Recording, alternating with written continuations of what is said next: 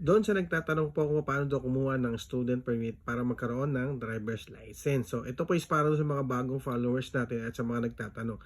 Kapag kukuha po kayo ng student permit, kailangan nyo pong kumuha muna ng TDC. Ito po yung Periodical Driving Course na nagkakahalaga ng 1,000 pesos. Saan to kukunin?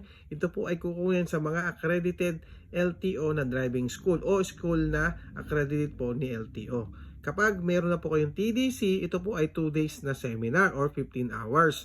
Kung meron ka ng certificate ng TDC, pwede ka na pong pumunta sa LTO at kumuha ng student permit.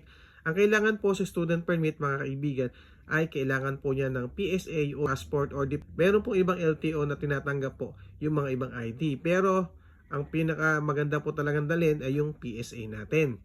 Nagkakahalaga po ang student permit ng 250 pesos at yung ating naman po medical is nagkakahalaga ng 500 to 600 pesos. Magkano magagastos pag kuha ng student permit? 1,000 sa TDC, 250 para student permit, 500 to 600 pesos po para sa medical. Okay? Yun lang. Salamat!